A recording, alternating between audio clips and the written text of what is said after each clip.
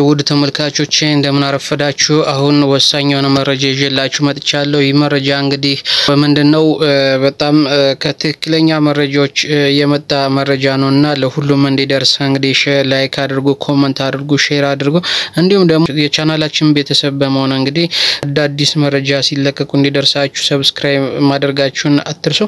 አሁን ወደ መረጃው ሄድላችኋለሁ።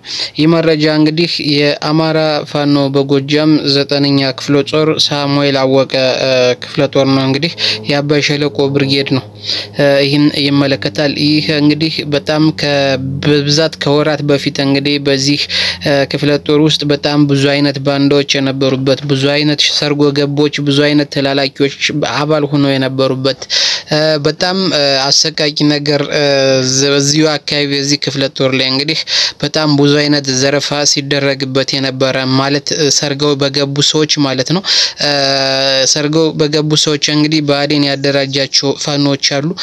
ባዴን አደራጅቶ ደግሞ ከዚህ ክፍለ ጦር ውስጥ እንዲቀላቀሉ ያደረጋቸውም ነበሩ። ስለዚህ ሁለቱ በመናበብ እነዛ ሰርገው ገብተው በአመራር ላይም ነበሩ። እንግዲህ ሰርገው ገብተው እነዛ የባዴን ቅጥረኞች ባዴን አደራጅቶ ለዘረፋ ያሰማራቸው እንግዲህ እነሱ በሚንቀሳቀሱበት የዚህ የአማራ ፋኖ በጎጃም 9ኛ ሳሙኤል አወቀ ክፍለ ጦር የአባይ ሸለቆ ብርጌድ በሚንቀሳቀስበት አካባቢ እንግዲህ ነው አሰማርቷቸው የነበሩ ባዴን እነዛን ዘራፊዎችን አደራጅቶ በተመሳሳይም ደግሞ ከዚህ ክፍለ ጦር ውስጥ እንግዲህ አደራጅቶ በገንዘብ በመቶ ሺዎች ብር እየከፈለ እንግዲህ አሰርጎ በማስገባትና ሁለቱ መረጃ እየተቀባበሉ ህዝቡን እንዲያማሩ የማድረግ ስራ ሰርቶ ነበር ማለት ነው ባዴን።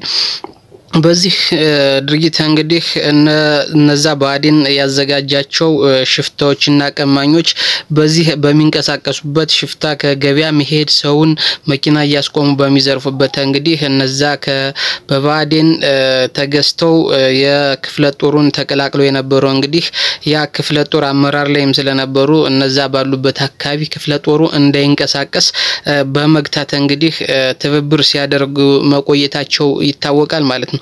ነገር ግን በአማራ ፋኖ በጎጃም እንዳጠቃላይ በተደረገው ሪፎርምማ በተደረገው የአመራር ለውጥ እነዚህ ባንዶች ከቦታቸው ተነስተው እንግዲህ የአማራ ፋኖ በጎጃም 9ኛ ክፍለ ጦር ሳሙኤል አወቀ ክፍለ ጦር እንግዲህ ከአባይ ሸለቆ ብርጌድ ከባንዶች በመጽዳቱ እንደገና የህዝብ አለንታውን እዛ አካባቢ ያሉትን ሌቦችን በባዴን ተሰርገው ገብተው ከነሱ ጋር የተቀላቀሉትና በባዴን ተደራጅተው እንግዲህ ዝርፊያ ሲፈጽሙ የነበሩትን በአካባቢው ላይ በማጽዳት ግንባር ቀደሙን የሚወስድ ክፍለ ጦር ነው።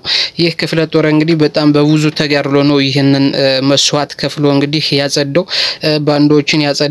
ስለዚህ ይህ ክፍለ ጦር ከዛን ጊዜ ሪፎርም ከተደረገለትና በትክክለኛ አመራሮች መመራት ከጀመረ አንስቶ እንግዲህ የብልጽግናን መከላከያም የብልጽግናን ሚሊሻም የብልጽግናን አርማ ብተናም የብልጽግናን ፖሊስም እንግዲህ በአስደማሚ ጀብዱ በአስገራሚ ስራ በአስገራሚ ጥበብ እንግዲህ እየታገለ የቆየና አሁንም እየታገለ ያለ ለአማራ ፋኖ በጎጃም ብቻ ሳይሆን ለአማራ ፋኖ እንደ አማራ እንግዲህ በጣም መሰረታዊና ዋናው ፈርቀዳጅ የሆነ አስተማሪ የሆነ ትክክለኛ የወታደር አቋም ያለው እንግዲህ ክፍለ ጦር ለመሆን በቅቷል የበቃ ነው ማለት ነው። ይህ ውጤት የመጣው ዝም ብሎ አይደለም። በጣም ዋጋ ተከፍሎበታል። ብዙ በአመራሮች ተገለውበታል። ፊት እነዛ ተገጆች ባንዶች እንግዲህ ውስጥ ያሉ አመራሮች ተገለውበታል። በአካባቢው ደግሞ እንዲጠላ በዘራፊዎች ጋር በመተባበር እንግዲህ ብዙ ሴራ ተሰርቶበታል። ነገር ግን ይህንን በጣጥሶ በመጣልና አመራሮችን በመቀየር እንግዲህ በጣም አስገራሚ ጀብዶችን እየሰራ ይገኛል ማለት ነው። ይህ ክፍለ ጦር አሁንም በቀን 29/8 ወር 2017 ዓመተ ምህረት እንግዲህ ይህ ክፍለ ጦር የአማራ ፋኖ በጎጃም 9ኛ ሳሙኤል አወቀ ክፍለ ጦር የአባይ ሸለቆ ብርጌድ ማለት ነው በቀን 29/8/2017 እንግዲህ የብርጌዱ ተወርዋሪ ኮከቦች መርጦ ለማርያም ከተማ ሰርገው በመግባት እንግዲህ የአገዛዙን ተላላኪዎች ሴንትራል ሆቴል መሽገው ከርሳ ራሳቸውን በሚሞሉበት ሰዓት እንግዲህ በአሪፍ አስደማሚ ኦፕሬሽን ሰርቶ ዋጋቸውን ሰጥቶ ወጥቷል ማለት ነው። ይህ ክፍለ ጦር እንግዲህ በተሰራው ኦፕሬሽን እርምጃ የተወሰደባቸው ባንዳዎች እንግዲህ ጥጋቡ ባየ፣ መንበሩ በጊዜ አስቻለው ይባላል። ሌሎች ስማቸው ያልታወቁም አሉ የተወሰኑ ሰዎችም አብሮ ከነዚህ ውስጥ።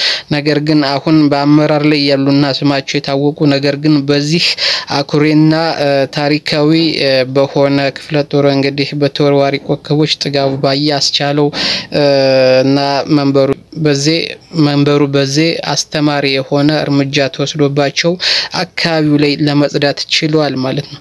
ስለዚህ ይህ ክፍለ ጦር የአማራ ፋኖ በጎጃም 9ኛ ክፍለ ጦር ሳሙኤል አወቀ ክፍለ ጦር የአባይ ሸለቆ ብርጌድ እንግዲህ በዚሁ ይቀጥል። ለአመራሮች ምስጋና ይገባቸዋል፣ ለአመራሮች ክብር ይገባቸዋል፣ ለአመራሮች እውቅና ይገባቸዋልና በዚሁ እንድታመሰግኑልኝ ስል በአክብሮት ጠይቃለሁ። አመሰግናለሁ።